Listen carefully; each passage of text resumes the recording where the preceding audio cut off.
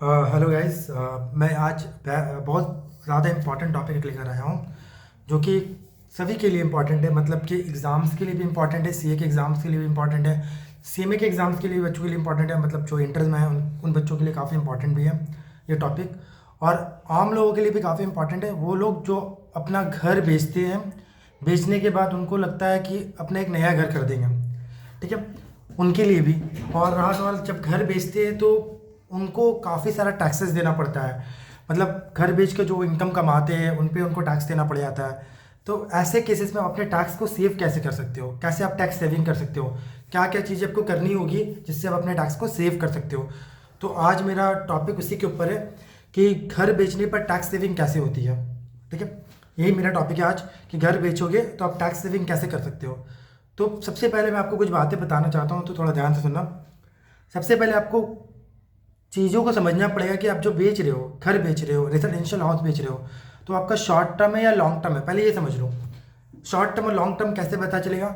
मतलब अगर मान लो, मैं बता रहा हूँ कि शॉर्ट टर्म लॉन्ग टर्म कैसे पता चलेगा। अगर मान लो उस घर का होल्डिंग पीरियड अगर 24 महीने से ज़्यादा है, कितना महीने से, 24 महीने से ज़्यादा है, होल्डिंग पीरियड अगर 24 महीने से ज़्यादा है तो वो लॉन्ग टर्म हो जाएगा।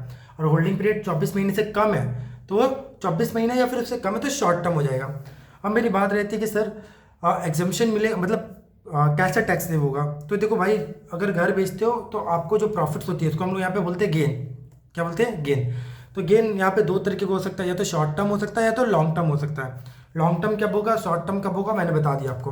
और हाँ सर कि सर लॉन्ग टर्म होता है, तो अगर मान लो लॉन्ग टर्म होता है तो आपको कुछ बेनिफिट्स मिलेंगे, शॉर्ट टर्म में नहीं मिलेगा। लॉन्ग टर्म के लिए आपको बेनिफिट्स मिलेगा।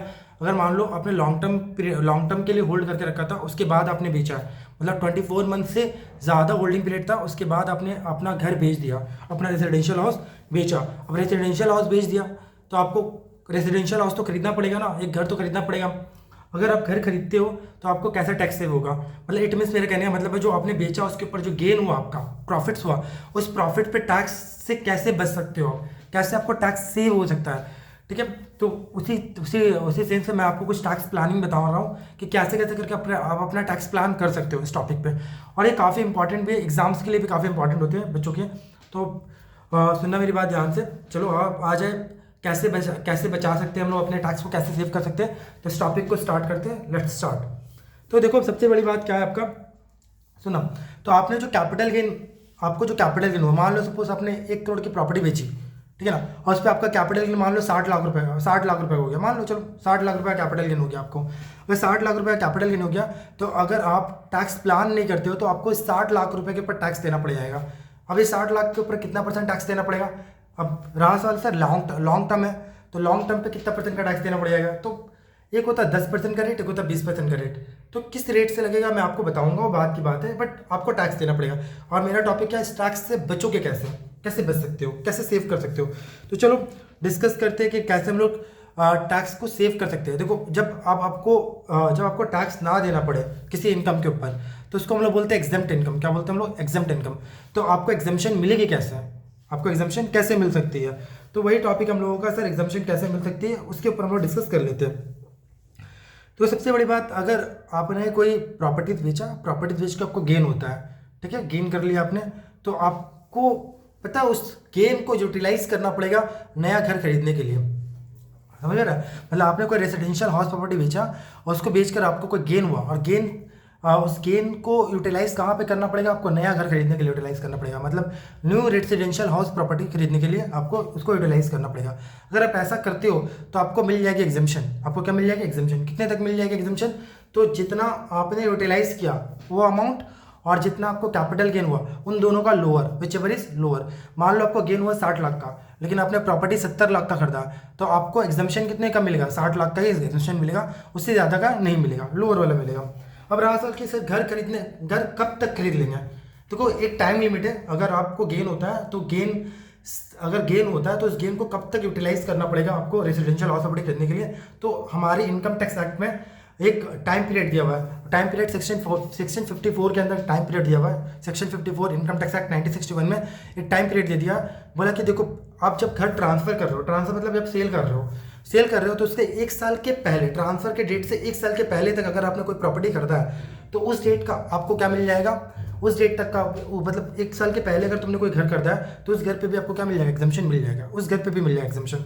लेकिन अगर मान लो सुनना, अगर आपने ट्रांसफर के 2 साल के अंदर खरीदा है तो उस घर पे भी एग्जम्पशन मिल सकता है आपको, ठीक है। लेकिन सर मैं घर खरीद नहीं रहा हूँ, मैं घर बनाना चाहता हूँ, ठीक है, कोई इशू नहीं है, बनाइए आप। बनाने के लिए भी हमारी गवर्नमेंट ने टाइम लिमिट दे रखी है, कितने साल का, 3 साल का। तो आप ट्रांसफर वाले डेट से 3 साल के अंदर आपको घर बना के कंप्लीट करना पड़ेगा। अगर आप ये तीनों कंडीशन फुलफिल कर लेते हैं, मतलब 1 साल ट्रांसफर के डेट से 1 साल के पहले अगर खरीदा है, उस प्रॉपर्टी पर भी आपको एग्जम्पशन मिल सकती है कैपिटल गेन में। अगर आपने ट्रांसफर के डेट के 1 साल, ट्रांसफर के डेट के 2 साल के अंदर खरीद लिया, कितने साल के अंदर, 2 साल के अंदर खरीदा, ट्रांसफर के डेट के 2 साल के अगर अंदर खरीद लिया तो उस पर भी एग्जम्पशन मिल जाएगा। नहीं तो आपने क्या किया, अगर तो आप बना रहे हो तो बनाने के लिए आपको 3 साल का वक्त दिया, ट्रांसफर वाले डेट से आप 3 साल के अंदर अपना प्रॉपर्टी बना के रेडी कर लो, उस पर भी आपको एग्जम्पशन मिल जाएगा। क्लियर है, ये हमारा सेक्शन 54 बोलता है, तो एग्जम्पशन मिल जाएगा। सेक्शन 54 सीधा सीधे बोलता है, अगर घर बेच रहे हो, बेच के कैपिटल गेन हुआ, फटाफट आप क्या करो, उस कैपिटल गेन को कहाँ यूटिलाइज करो, रेजिडेंशियल हाउस प्रॉपर्टी में। रेजिडेंशियल हाउस प्रॉपर्टी में यूटिलाइज करते हो तो आपको देंगे एग्जम्पशन, जिससे आपको टैक्स नहीं देना पड़ेगा। लेकिन कितना एग्जम्पशन मिलेगा, तो टैक्स अमाउंट और कैपिटल गेन अमाउंट और utilise amount whichever is lower, ठीक है, याद रखना। लेकिन कभी कभी क्या होता है ना, कोई बंदा घर नहीं खरीदता, कभी कभी क्या करता है, कोई बंदा घर नहीं खरीदता, अरे यार घर नहीं खरीदोगे तो आपको एग्जम्पशन नहीं मिलेगा, नहीं ऐसा नहीं है, आपको मिल जाएगा। इसके लिए भी एक सेक्शन है, सेक्शन 54 EC। क्या है सेक्शन 54 EC, ये बोलता है क्या कि देख भाई, अगर तूने रेजिडेंशियल हाउस प्रॉपर्टी बेचा, ठीक है, बेच, कोई दिक्कत नहीं है, तू चल ठीक है, तू घर नहीं खरीद रहा है, नहीं खरीदना है तेरे को, घर मत खरीद।